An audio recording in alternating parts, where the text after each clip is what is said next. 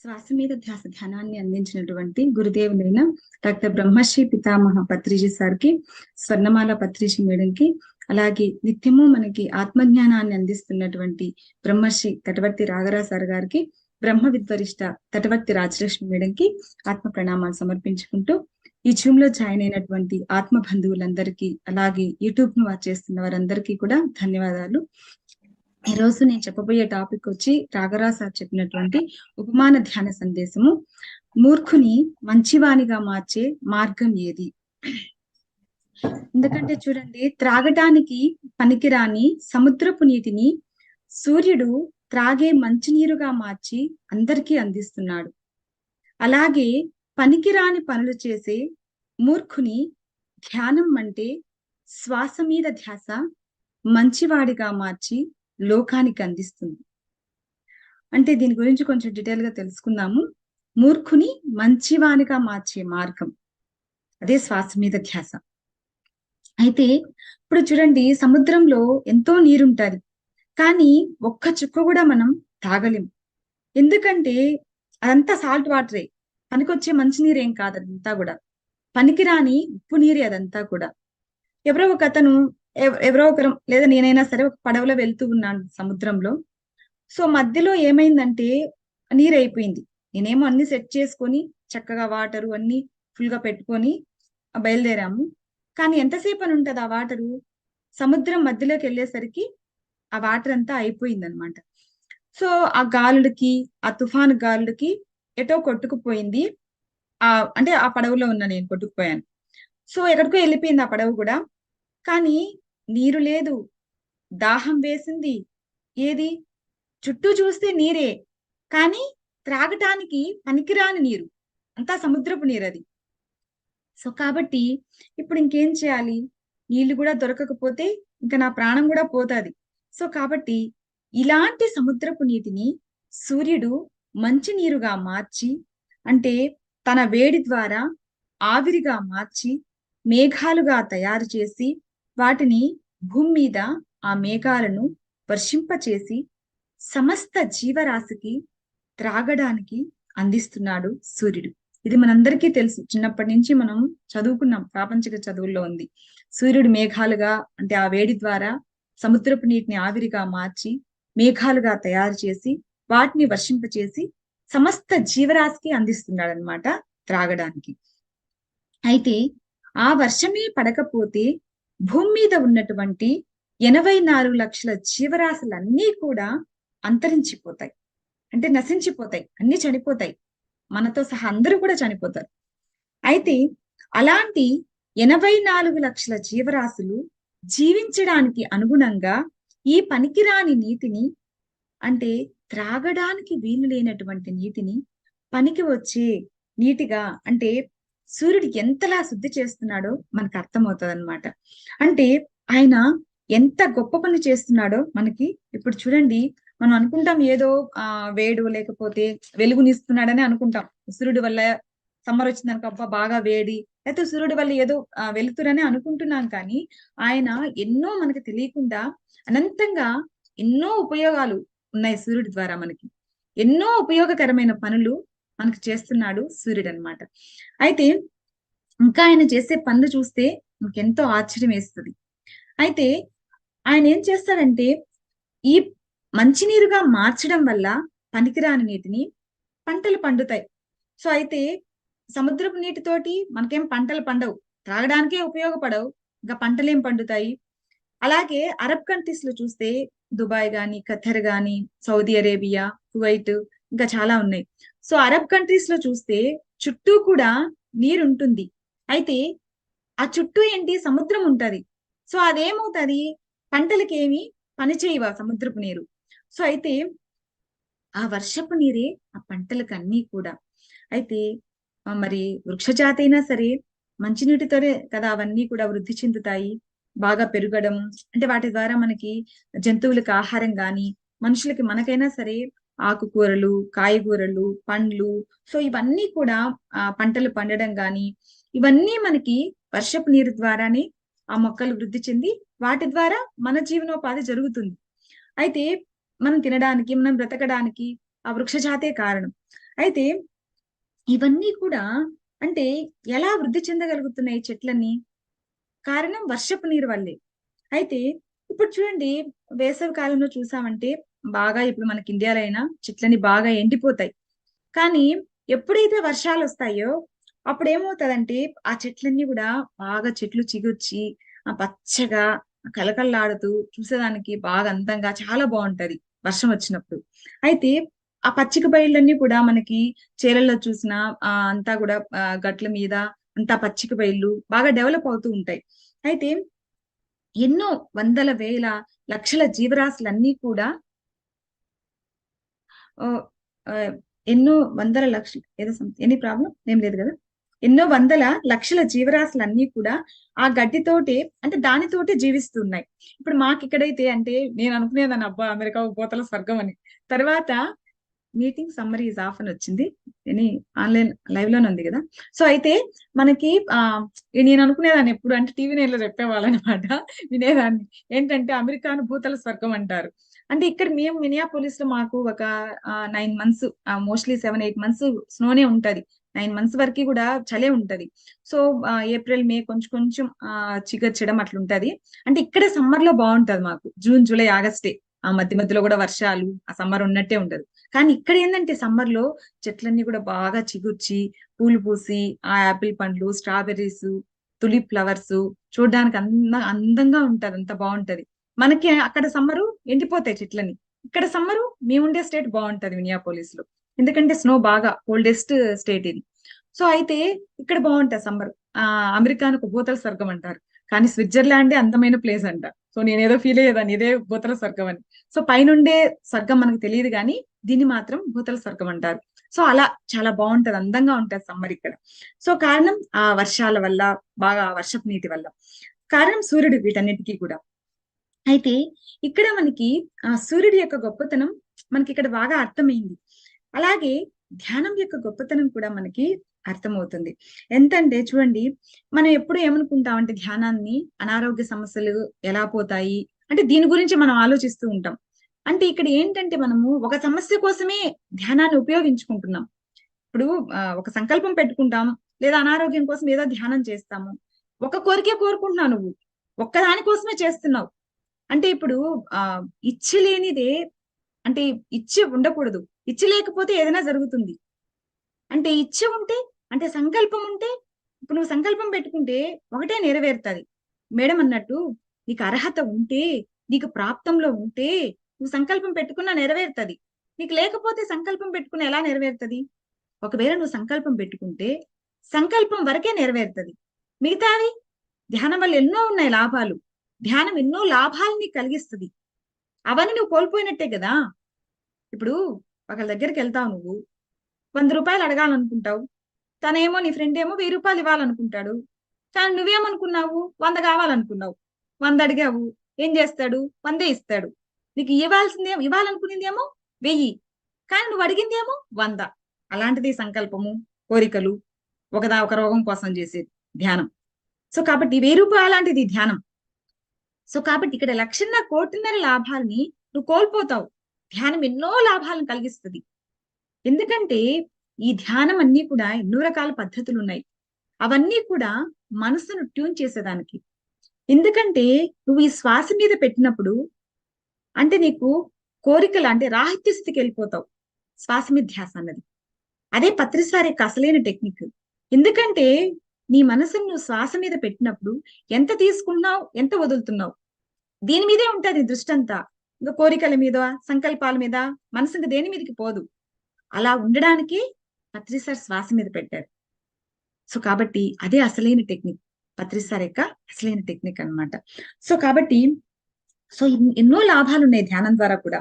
So, కాబట్టి మనకసలు ఈ రోగాలు ఎందుకొస్తున్నాయంటే, మనం అధర్మమైనటువంటి పనుల వల్ల, పనికిరాని పనులు చేయడం వల్ల, తర్వాత ఇంకా కూడా ఇవన్నీ ఎందుకంటే పాపాల వల్ల కూడా. ఎన్నో పాపాలు చేయడం వల్ల మనకి ఇటువంటి అనారోగ్య సమస్యలు వస్తాయి. మనకు సార్ కూడా చెప్తారు గదా! పెద్ద పెద్ద పాపాలు, పెద్ద పెద్ద రోగాలని పత్రి సార్. చిన్న చిన్న పాపాలు, చిన్న చిన్న రోగాలు, రకరకాల పాపాలు, రకరకాల రోగాలు అంటాడు పత్రి సార్. సో, అలా పాపాల వల్ల మనకి రోగాలొస్తాయి. అధర్మమైన పనుల వల్ల. సో ఎందుకు చేస్తున్నావు ఇటువంటి అధర్మమైన పనులు? ఇవన్నీ మనం కూడా ధ్యానం లేక రాకముందు చేసాము, తిన్నాము, వండాము, ఇంకా చాలా చేసాం మనం. సో అయితే ఇక్కడ చూడండి, ఎందుకు చేస్తున్నావంటే మనలో ఉన్నటువంటి మూర్ఖత్వం. అసలు ఈ మూర్ఖత్వము ఎందుకు కలిగింది నీలో అంటే నీ మనసు మలినంగా ఉండడం వల్ల. అసలు మన మనసు ఎంత మలినంగా ఉంటే అంత తమోగుణంలో ఉంటాడు. ఆ తమోగుణంలో ఉండేవాడి లక్షణం ఏంటి అంటే మూర్ఖత్వం. ఇప్పుడు చూడండి, మూర్ఖత్వము అంటే తా పట్టిన కుందేటికి మూడే కాలు అంటాడు. కుందే కాలు ఇలా పట్టుకుంటాడు, మూడే కాలు అంటారు. ఒరే నాయన నీకు బొర్రుందా, 4 కాలురా ఉండేదంటే, లేదు చూడు మూడే అంటాడు. అంటే వాడు ఎంత చెప్పినా వినడు, వాడు చేసేదే కరెక్ట్, వాడు చెప్పిందే కరెక్ట్ అంటాడు. ఇటువంటి వాళ్ళ గురించి మనం పట్టించుకోవాల్సిన అవసరం లేదంటాడు బుద్ధుడు అనమాట. సో అంటే ఇక్కడ చూడండి, ఆకాశాన్ని గుడ్డలో మూయవచ్చు, ఇసుక రేణువుల నుంచి తైలాన్ని తీయవచ్చు, కానీ మూర్ఖుని మనసును రంజింప చేయలేము. అంటే ఆకాశాన్ని గుడ్డలో మూయలేము, ఇసుక రేణువుల నుంచి తైలాన్ని తీయడం కూడా చాలా కష్టం. కానీ అవి రెండైనా చేయవచ్చేమో కానీ మూర్ఖుని మనసును రంజింప చేయలేము, అంటే మార్చలేము. అంత కష్టం మూర్ఖుని మార్చాలంటే. అటువంటి వాడిని కూడా మార్చగలిగేదే శ్వాస మీద ధ్యాస. సో కాబట్టి ఇక్కడ ఏంటంటే, ఒరే నాయన మాంసం తినద్దురా, తింటే అది వాటిని హింసించకరా, ఆ జంతువుల్ని, అంటే మాంసం తినద్దు, తినకూడదు అంటే వింటాడు, వినడు. ఎందుకు వినడు అంటే వాడికి మూర్ఖత్వం. ఏమంటా అంటే నీకేం తెలుసు, తినకపోతే దేనికి, అయినా భగవంతుడు ఇచ్చిన జన్మ ఎందుకు, ఇది చక్కగా జీవితం తీసుకుంది ఎందుకు, ఈ జన్మని ఎంజాయ్ చేయడానికే, అయినా సంపాదించుకునేది ఎందుకు, హ్యాపీగా తిని ఉండకుండా, అయినా గడ్డి తినేవాడికి అదేం బతుకురా, పచ్చగడ్డి తిని బ్రతికే బతుకు అది కూడా ఒక బ్రతికేనా, అయినా పలావ్ తిన్నవాడే గొప్పవాడు మానవుడు గాని గడ్డి తినేవాడిది వాడిది ఒక బతికేనా అంటాడు. మనం కూడా చెప్తే ఎవరికైనా ధ్యానం చెప్పి నాన్ వెజ్ మానేయమంటే ఈ పని మీరు చేసుకోండి, అయినా మీరు దాకా తిన్నారు కదా, మేము కూడా తినాలి కదా అని అంటారు. సరే మీకు ఇన్ని జన్మలు పట్టినప్పుడు మాకు పడతాదిలే అంటారు. అయినా మీరు మాకు చెప్పాల్సిన అవసరం లేదు, భగవంతుడు ఇచ్చిందే జీవుల్ని తినడానికే, అయినా తినకపోతే అవన్నీ బాగా పెరిగిపోతాయి అంటారు. సో కాబట్టి అయినా మీరు తినకపోతే తినకపోయినారు వండొచ్చు కదా అంటారు. అయినా ఇంకా కొంతమంది అంటారు, అయినా పచ్చగడ్డి తినేవాడికి మీకే అన్ని జబ్బులు వస్తున్నాయి, మాంసం తినేవాడికి మాకే ఏ జబ్బులు రావట్లేదు అంటారు. దానికి తోడు మనకే వచ్చి పడతా ఉంటాయి కూడా అనమాట. చెప్తారు కదా మేడం, వెంట వెంటనే భగవంతుడు మన కర్మలన్నీ వెంట వెంటనే ఇచ్చేసి తొందరగా ఆయన దగ్గర రప్పించుకోవడానికి చేస్తూ ఉంటాడని. సో ధ్యానం చేసే వాళ్ళని. సో కాబట్టి ఆయనకి అంత ఇష్టం కాబట్టి ఆ విషయం వాళ్ళకి అర్థం కాదు, మనం తొందరగా క్లియర్ చేసుకుంటున్నాము. అదే చెప్తారు కదా, ఆకులు తిన్న మేక కొండనెక్కితే మాంసం తిన్న మనిషి మంచం ఎక్కాడంట. సో కానీ అది చెప్పిన వాడికి అర్థం కాదు, ఎందుకంటే ఎగ్జాంపుల్ మనం కనపడుతున్నాం, ఏదో ఒకటి వస్తుంది మనకి. సో కాబట్టి అలా మాట్లాడతారు. ఎందుకంటే మూర్ఖత్వం. ఒరే నాయన మాంసం తినద్దురా అంటే ఏమంటాడంటే, పాపం నాయన ఆ పని చేస్తే రోగాలు వస్తాయిరా, అది తినద్దురా నాయన అని చెప్తే ఏమంటాడంటే, అది మళ్ళీ నీకు రోగాలు వస్తాయి, ఆ బాధను నువ్వు భరించలేవు, ఆ కష్టాలను నువ్వు తట్టుకోలేవురా అంటే ఏమంటాడంటే, వాడేమంటాడంటే ఇంకా మనం అరే మానవుల శరీరము శాకాహార నిర్మితమే గాని మాంసాహార నిర్మితం కాదు నాయన, అది మానవులు తినే ఆహారం కాదురా అని చెప్తే ఏమంటాడంటే వినడు. ఎందుకంటే మూర్ఖత్వం, వాడికి తెలిసిందే రైట్, నేను చేసేదే కరెక్ట్ అనుకుంటాడు. చూడండి, అలాంటి వారిని మూర్ఖులు అంటారని నువ్వు కూడా సార్ చెప్పారు, మనకు తెలిసింది ఫస్ట్ నుంచి. సో మనం కూడా ఇంతకు ముందు ఆ మూర్ఖత్వంలోనే ఉన్నాము, ఎన్నో మూర్ఖ పనులు చేసాం మనం కూడా. సో అయితే అప్పుడు మనకు తెలియదు అది అజ్ఞానమే, దానే మూర్ఖత్వం. సో అయితే అలా చేయకూడదు పనులన్నీ చేస్తారు. సో ఎందుకంటే ఆ మూర్ఖుడు ఆ మూర్ఖత్వంలో ఉన్నప్పుడు ఇతరులు చెప్పేది ఏమి వినడు, ఆలోచించడు. ఎంతసేపు తన గురించి ఆలోచించుకుంటాడు. ఆఖరికి తన భార్య గురించి కూడా ఆలోచించడు. ఎందుకంటే ఆ భార్యను కూడా తన సుఖాలకి వాడుకుంటాడు. తను సంపాదించిన డబ్బంతా కూడా తన తాగుడికే ఖర్చు పెడతాడు. ఇంకా చాలకపోతే ఆ భార్య సంపాదించింది కూడా సంపాదించి పట్టుకొచ్చిన డబ్బు కూడా తీసుకుంటాడు, అంటే తాగుడు ఖర్చు పెట్టుకుంటాడు. వాడు సంపాదించింది, తన భార్య సంపాదించింది కూడా వాడుకుంటాడు చాలకపోతే. ఇవ్వకపోతే ఇంకా కొట్టడమో తనడమో మనం చూసే ఉంటాం, మనకు తెలుసు. ఇరుగు పొరుగు వాళ్ళు, మన ఇంట్లోనూ ఫ్రెండ్స్, ఇవన్నీ మనకి అనుభవాలు చూసే ఉంటాం ఎవరో ఒకరిని. లేకపోతే అవి కూడా సరిపోకపోతే ఆవిడ తెచ్చుకున్న వస్తువులు అయ్యి ఉంటాయి కదా, వాటిని కూడా పట్టుకుపోతాడు. అంటే ఆవిడ తెచ్చిన కట్నం డబ్బులు కావచ్చు, ఆవిడకున్న బంగారం కావచ్చు, ఇంట్లో ఉన్న ఇత్తడి సామాను, లేకపోతే ఏ ఫ్రిడ్జ్ లో, ఏ టీవీలో, ఏ స్టీల్ సామాను, ఏ బిందెలో ఏదున్నా వదిలిపెట్టడు, మొత్తం వాడేసుకుంటాడు. ఇంకా మిగతా కూడా అనవసరం వాడికి, పిల్లల్ని కూడా పట్టించుకోడు. ఇదంతా ఎందుకంటే మూర్ఖత్వం. అరే, ఆవిడ నాలాంటి మనిషి, ఆవిడకి ఒక మనసుంది, ఆవిడ కూడా బాధపడతాది అన్న ఆలోచనే ఉండదు. ఎందుకంటే మూర్ఖత్వం. సో చూడండి, ఇంకా చూస్తే ఆ కోడి, ఆ మేక కూడా నాలాంటి ప్రాణులే అన్న ఆలోచన కూడా ఉండదు అతనికి. ఎందుకంటే అవి కూడా నడుస్తున్నాయి, మనలాగే అరుస్తాయి, తర్వాత తింటున్నాయి, సంభోగిస్తున్నాయి, తర్వాత పిల్లల్ని కంటున్నాయి, బాధకి ప్రతిస్పందిస్తున్నాయి, రోధిస్తున్నాయి. అయితే ఇదంతా ఏముండవు అతనికి. ఎంతసేపు ఒక వంకాయని చూస్తే ఎలా ఉంటుందో ఒక కోడిని చూస్తే కూడా అలాగే ఉంటది. ఒక వంకాయని కోస్తే వాడికి అంటే ఎలా ఉంటుందో, ఆ మేక అంటే వంకాయని ఎలా కోస్తాడో ఆ మేకను కూడా అలాగే కోస్తాడు.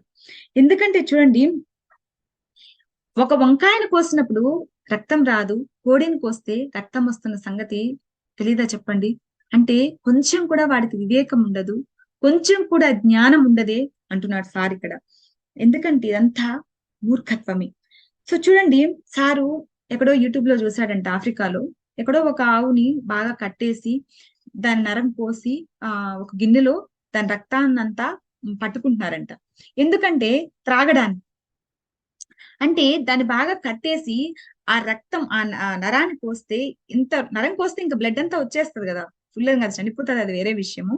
సో అంటే పాలు పితుకుతున్నాడంటే పర్వాలేదు కానీ ఆ రక్తాన్ని పిండుతున్నాడు. రక్త పిశాచులు వాళ్ళు అంటున్నాడు సారు. మనం పొటేలు కోసినప్పుడు కూడా అంతే కదా, ఆ పొటేలు మెడ కోసి ఆ రక్తం అంతా డీసులో పడతాము, పడతారు, చక్కగా వేయించి ధనియాల పొడి కొబ్బరి వేసి వేయించి అది ఒకటి, లేకపోతే ఉడకబెట్టి మన ఇడ్లీలు ఉడకబెట్టినట్టు ఆ పీసులు పీసులుగా ఉడకబెట్టి చేస్తారు, మా అత్తోళ్ళు ఇంట్లో అయితే చేసేది. ఆ మ్యారేజ్ అయినప్పుడు అప్పుడే చూసేదాన్ని, ఇడ్లీలు ఉడకబెట్టినట్టు ఉడకబెట్టి పులుసు పెడతాది అనమాట రక్తాన్ని. సో అంతే, వాళ్ళు ఆవును కోస్తున్నారు, మన వాళ్ళు పొట్టేలు కోస్తున్నాం అంతే. సో వాళ్ళకి మనకేం తేడా లేదు. సో అదే అనిపించింది నాకు చదివేటప్పుడు, మనం కూడా అంతే కదా, పొట్టేలు రక్తము లేకపోతే మేక రక్తము కోసేవాళ్ళు కదా, కోసి బాగా రక్తం అంతా పట్టేవాళ్ళు. సో అయితే ఇదంతా కూడా మూర్ఖత్వమే. సో అయితే ఆ మూర్ఖత్వానికి కారణం వారి యొక్క తమో గుణం, వాళ్ళ మనసుకున్నటువంటి గుణం అది. సో ఇంత దారుణమైన పనులు చేస్తున్నారే, ఇంత మూర్ఖంగా తయారయ్యారే, ఆ జీవుల్ని, సాటి మనుషుల్ని అందరినీ కూడా బాధిస్తున్నారే, అల్పులని, బలహీనులని, స్త్రీలని, అబలలని ఎంత దారుణంగా వేధిస్తున్నారే, చేయకూడని పనులు చేస్తున్నారే, అన్యాయంగా అక్రమంగా సంపాదిస్తున్నారే.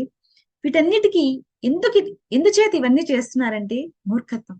ఆ మనసుకున్న మలినం వల్ల, మనసు శుద్ధంగా లేకపోవడం, మనసుకున్న గుణం తమో గుణం వల్ల. అయితే చూడండి, ఇలాంటి వాడిని శ్వాస మీద ధ్యానం చేపిస్తే, అంటే ఇప్పుడు పనికిరాని సముద్రపు నీటిని సూర్యుడు శుద్ధం చేసి పనికి వచ్చే మంచినీరుగా సమస్త జీవరాశికి ఎలా అందిస్తున్నాడు, పనికిరాని ఆ మనిషిని అంటే ఆ పనికిరాని వాడిని, ఇలాంటి వాడిని, ఆ మూర్ఖుడిని ఎప్పుడైతే ధ్యానం అంటే శ్వాస మీద ధ్యానం చేయిస్తే అతనిలో వివేకం కల్పించి మూర్ఖత్వాన్ని తొలగించి పనికి వచ్చేవాడిగా ఈ లోకానికి అందిస్తుందండి శ్వాస మీద ధ్యాస. సో కాబట్టి వాళ్ళ మనసును శుద్ధం చేస్తుంది శ్వాస మీద ధ్యాస. మలినంగా ఉన్న అతని మనసుని శుద్ధం చేసి లోకానికి అందిస్తుంది శ్వాస మీద ధ్యాస. అయితే చూడండి, ఈ ధ్యానం ఎంత గొప్పదో మనకి ఇప్పుడు అర్థమవుతుంది. అయితే ఈ ధ్యాన మార్గంలోకి రానప్పుడు ఎవరి స్థాయిలో వాళ్ళు తప్పులు చేశాము, ఎన్నో తప్పులు చేశాం, మనం ఎన్నో పాపాలు చేశాము. కానీ ఇందులోకి వచ్చిన తర్వాత ఎంతో మారిపోయాము. చేసేటప్పుడు కూడా ఇంకా ఇంకా చాలా మార్చుకుంటున్నాం మనం. అలా నాలో ఇంకా ఏం లోపాలు ఉన్నాయి, ఇంకా నేను ఏం సరి చేసుకోవాలన్నది మనకే ఆ ఎరుకు కలుగుతూ ఉంది. అంటే మనల్ని మనమే విశ్లేషణ చేసుకుంటున్నాము, చాలా మార్చుకుంటున్నాము, మార్చుకోవడానికి ప్రయత్నిస్తున్నాము, మారుతున్నాము, మార్చుకుంటున్నాం కూడా. అయితే ఇక్కడ ఆ లోపాలను సరి చేసుకునే ప్రయత్నం మనం చేస్తున్నాం ప్రతి ఒక్కళ్ళం కూడా. అయితే వీటన్నిటికీ కారణం ఏంటంటే పత్రిసార్ మనకు అందించినటువంటి శ్వాస మీద ధ్యాస, ఆనాపానసతి ధ్యానం. అయితే ఇప్పుడు ఎంతో మంది తయారయ్యారు, వివేకం పెంచుకుంటున్నారు, ఆలోచిస్తున్నారు అందరూ కూడా. కాబట్టి అందరూ కూడా గుర్తుపెట్టుకోవాలి, ధ్యానం అనేది సామాన్యమైనది కాదండి. ఎందుకంటే మానవుణ్ణి మాధవుడిగా మార్చగలిగేది శ్వాస మీద ధ్యాస. నరుణ్ణి నారాయణుడిగా మార్చగలిగేది, తర్వాత మూర్ఖుణ్ణి వివేకవంతునిగా తయారు చేస్తుంది, పనికిరాని వాడిని పనికొచ్చేలా చేస్తుంది, హింస చేసేవాడిని సేవ చేసేవాడిలా, అజ్ఞానిని జ్ఞానిగా, అధర్మంగా నడిచేవాడిని ధర్మంగా నడిచేటట్టు, స్వార్థపరుణ్ణి నిస్వార్థపరుడిగా, అహంకారిని వినయవంతుడిగా, ఆలోచించని వాడిని ఆలోచింపచేస్తుంది ఈ ధ్యానం అండి. అంత గొప్పదండి ఈ ధ్యానం. సో కాబట్టి సూర్యుడు లోకానికి చేసే ఉపకారాలు మనకి అన్ని పూర్తిగా తెలియవు కానండి, అనంతం అన్నమాట. అలాగే ధ్యానం చేసే ఉపయోగాలు కూడా, ధ్యానం చేసే ఉపకారం కూడా మనకు తెలియదండి. అన్ని ఇన్ని కాదు, ఎన్నో ఉపకారం, ఎన్నో ఉపయోగాలు ఉన్నాయి. మనకు తెలియకపోయినా పర్వాలేదు, ధ్యానం చేస్తే అవన్నీ కూడా పొందుతాం మనం. సో కాబట్టి ఈ లాభ, అందుకే పత్రిసారి చెప్తారు, ధ్యానం చేస్తే 1,00,000 కోటిన్నర లాభాలు. సో అవి చేయకపోతే అన్ని నష్టాలే. ఇదే మనకి హాస్యాస్పదం కాదు అంటారు సార్ అన్నమాట. మన బుద్ధా సిఇఓ చంద్రశేఖర్ సార్ అడుగుతారనమాట, ఏది సరైన ధ్యానం అన్న వీడియోలో ఉంటది, ఒకసారి వినండి. సార్ కొన్ని కంపెనీలలో మైండ్ఫుల్నెస్ అని కొన్ని స్టెప్స్ ఉంటాయి, 1 మినిట్ 2 మినిట్ ధ్యానాలని, 5 మినిట్స్ అని ఇలా చేపిస్తూ ఉంటారు. సో ఎవరికైనా ఫ్రీడమ్ ఉంది, ఎవరు ఏదైనా చేసుకోవచ్చు. సో మనం ఇవన్నీ అంటే అడగచ్చని కాదు, అంటే నేను ఆల్రెడీ ఆనాపానసతి చేస్తున్నాను కదా, సో ఎన్నో లాభాలు నేను పొందాను, నాకు అనుభవం అవన్నీ. సో ఎన్నో స్టెప్పులు ఉన్నాయి కదా అంటే, పత్రిసారి చెప్తాను నేనా, ఎన్నో స్టెప్పులు ఉన్నాయి, కానీ ఆనాపానసతి అంటే ఏ స్టెప్ లో అవసరం లేదు, ఆనాపానసతి ఉంటే చాలు. ఎందుకంటే ఎన్ని ఉన్నా కూడా ఏది అవసరమో, ఏది ఉంటే ఇంకా ఏది, అంటే ఏది ఉంటే ఇంకేది అక్కర్లేదో అదే ఆనాపానసతి. అంటే ఎన్ని ఉన్నా ఏది అవసరమో, ఏది ఉంటే ఇంక ఏవి అవసరం లేదో అదే ఆనాపానసతి నాయన అంటాడు పత్రిసారు. సో అయితే అవన్నీ కూడా ఉన్నా కూడా ఏది అవసరం అంటే ఆనాపానసతి అవసరం. ఇది ఉంటే అవన్నీ అవసరం లేదు. సో కాబట్టి నువ్వు అవన్నీ తిరుక్కొని చివరికి ఇక్కడ రావాల్సిందే. అదేదో ఇప్పుడే వచ్చేస్తే, అదేదో ఇప్పుడే చేసేస్తే అదే మన పీస్ అని చెప్పేది నాయన. సో కాబట్టి మన టెక్నిక్ కూడా మనం ఒకే ఒక టెక్నిక్ ఉపయోగిస్తాము, అదే ఆనాపానసతి. సో కాబట్టి అదందరికీ కూడా హెల్ప్ చేస్తుంది. సో ఇంకే స్టెప్ అవసరం లేదు, ఏ టెక్నిక్ అవసరం లేదు, ఒకే ఒక టెక్నిక్, అదే ఆనాపానసతి. సో మాక్సిమం హెల్ప్ చేసేటప్పుడు మిగతావన్నీ ఎందుకు నీకు? ఇది లేకపోతే అవన్నీ కావాలి గాని ఇది ఉన్నప్పుడు అవన్నీ ఎందుకు? మాక్సిమం హెల్ప్ చేస్తుంది కదా ఆనాపానసతి. ఆనాపానసతికి అగ్రతాంబూలం నైనా, ద్వితీయ తాంబూలం అంటూ ఏది లేదు, ఒకటే తాంబూలం, ఏక తాంబూలం. అది ఉంటే ఇది, ఇది ఉంటే అది అనేం లేదు. సో కాబట్టి ఇది లేకపోతే అది, అది లేకపోతే ఇదేం లేదు, ఇది ఉంది తీసుకో. ఆనాపానసతి, ఆనాపానసతికి ఏక తాంబూలం. సో కాబట్టి అదే పత్రిసార్ మనకు చెప్పారు, ఆనాపానసతికి అగ్రతాంబూలం అని. సో కాబట్టి అదేదో చుట్టూ తిరుక్కొని అన్ని చేసి ఇందులోకి వచ్చే బదులు ఇప్పుడే చేయనైనా, ఇప్పుడే వచ్చేస్తే, ఇప్పుడే చేసేస్తే ఇదే మన పిరమిడ్ స్పిరిచువల్ సొసైటీ మూమెంట్ చెప్పేది అంటాడు పత్రిసార్. సో కాబట్టి ఏది సరైన ధ్యానం అనే దాంట్లో ఉంటది పత్రిసార్ చెప్పింది. సో అది మనం వింటే మనకి అర్థమవుతుంది శ్వాస మీద ధ్యాస యొక్క గొప్పతనం. సో కాబట్టి ఇంకా మిగతాటి ఎందుకు పట్టుకోవాల్సిన అవసరం లేదనేది చక్కగా మనకి క్లియర్ గా అర్థమవుతుంది. సో కాబట్టి ఇలా మనకి సో చెప్పుకుంటూ పోతే ఎన్నో ఉంటాయి ధ్యానం గురించి, ఎన్నో లాభాలు. సో అవన్నీ మనకు చెప్పాల్సిన అవసరం లేదు, మనకు చాలా తెలుసు లాభాల గురించి అడిగితే. సో కాబట్టి చాలా అద్భుతమైన ఉపమానం ఇది ధ్యానం గురించి. సో ఇలా ఉపమానం చెప్పినప్పుడు ధ్యానం యొక్క గొప్పతనం మనకి బాగా అర్థమవుతుంది. సో కాబట్టి అందులోనూ శ్వాస మీద ధ్యాస యొక్క గొప్పతనం బాగా అర్థమవుతుంది మనకి. సో మిగతావన్నీ ఎందుకు చేయకూడదు అనేది. సో కాబట్టి మనం 1-2 సార్లు విన్నప్పుడు మనకు జ్ఞాన పరిధి కూడా పెరుగుతుంది. మన స్టైల్లో మనం రాసుకోవచ్చు, ఉపమానాలు మనకి అందుతాయి. ఒక 2 లైన్లా 4 లైన్సా ఎస్సే లాగానది మనకి ఎంత మనం రాయగలిగితే అంత రాసుకోవచ్చు, ప్రిపేర్ చేసుకోవచ్చు అని కూడా సార్ చెప్పాడు మనకి. సో కాబట్టి ఇంకా చూడండి, సత్యాన్ని మేధావులు యోగులందరూ కూడా అనేక రకాలుగా వివరిస్తారు. అంటే ఇప్పుడు షిరిడి బాబా ఒక రకంగా వివరించారు, సత్యసాయి బాబా ఒక రకంగా, పత్రిజీ సార్ ఒక రకంగా, జీసస్ ఇంకొక రకంగా, స్వామి వివేకానందుల వారు ఇంకొక రకంగా వివరించారు. అంటే అనేక రకాలుగా వివరించారు సత్యాన్ని. అయితే ఇక్కడ చూడండి, అందరూ చెప్పేది సత్యమే, ఇది అర్థం కాకపోతే అజ్ఞాని, అర్థమైతే జ్ఞాని. అందుకే వేదాల్లో చెప్తారండి, అందరూ కూడా అంటారు, ఏమంటారంటే వేదాల్లో ఏకం సత్ విప్రా బహుదా వదంతి. అంటే సత్యాన్ని అనేక ఉపమానాలతో ఎవరి స్థాయిలో వాళ్ళు చెప్తూ ఉంటారన్నమాట. సత్యాన్ని అందరూ ఒక్కొక్క కోణంలో అనేక ఉపమానాలతో ఎవరి స్థాయి ఎవరు ఇదిలో వాళ్ళు చెప్తూ ఉంటారు, ఎవరి స్థాయిలో వాళ్ళు చెప్తూ ఉంటారు. కారణం అందరిలో ఉన్నది ఆత్మి, అందరికీ అందింది కూడా ఆత్మ నుంచి. ఎందుకంటే అందుకే సార్ చెప్తూ ఉంటారు కదా, ఆత్మ నుంచి అందుతుంది మీకు ఆ ప్రజ్ఞ రావాలి, ఆత్మలో అనంతమైన జ్ఞానం ఉంది అనేసని.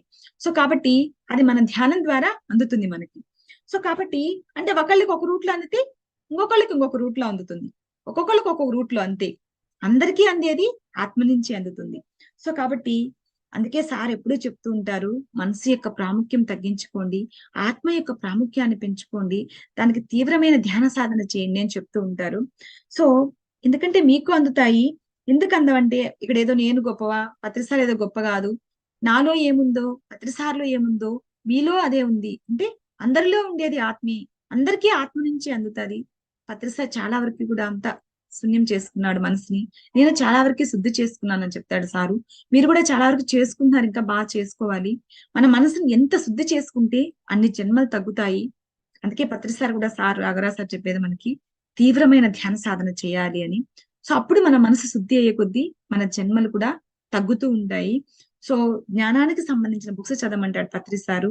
తీవ్రమైన ధ్యాన సాధన, ఆత్మజ్ఞానానికి సంబంధించినటువంటి ఇటువంటి కార్యక్రమాల్లో పాల్గొనడం, అవి వినడము, వాటికి సంబంధించిన సందేశాలు వినడము, వాళ్ళతో సాంగత్యం చేయడము, ఎవరికి తగినంత, ఎవరికి వీలైతే అంత వాళ్ళ స్థాయిలో వాళ్ళు సేవ చేయమని చెప్తారు. అప్పుడు మన జన్మ అనేది ధన్యమవుతుంది అని చెప్తాడు సార్ ఇక్కడ. సో కాబట్టి మనందరము ఈ మార్గంలోకి వచ్చిన వాళ్ళమంతా కూడా ఇదేమి ఆషామాషి కాదు, ఇందులోకి వచ్చిన వాళ్ళంతా కూడా చాలా చాలా అదృష్టవంతులు. సో కాబట్టి మనందరం కూడా శ్వాస మీద ధ్యానం చేయండి, మనసును శుద్ధి చేసుకోండి, మన జన్మను ధన్యం చేసుకోండి అని చెప్తాడు సార్ ఇక్కడ. సో సూర్యుడు ఏ విధంగా ఆ సముద్రపు నీటిని, ఆ పనికిరాని సముద్రపు నీటిని ఆ అంటే వేడి ద్వారా ఆవిరిగా మార్చి మేఘాలుగా తయారు చేసి ఆ నీటిని వర్షింపచేసి అందరికీ పనికొచ్చే నీటిగా సమస్త జీవరాశికి ఎలా అందిస్తున్నాడు, ఈ ఆ మూర్ఖిని, పనికిరాని మూర్ఖిని అంటే మూర్ఖుని మంచివానిగా మారుస్తుంది శ్వాస మీద ధ్యాస. వాళ్ళ వివేకం కలిగించి మూర్ఖత్వం తొలగించి మనసును శుద్ధం చేసి పనికి వచ్చేవాడిగా, లోకానికి మంచివాడిగా అందిస్తుందండి శ్వాస మీద ధ్యాస. సో కాబట్టి మనం ఏదో సంకల్పాలు, కోరికలు ఇవన్నీ పెట్టుకోకుండా, ఏదో ఏదో పరిగెట్టకుండా శ్వాస మీద ధ్యానం చేయండి, ఏ సంకల్పం పెట్టుకోకుండా.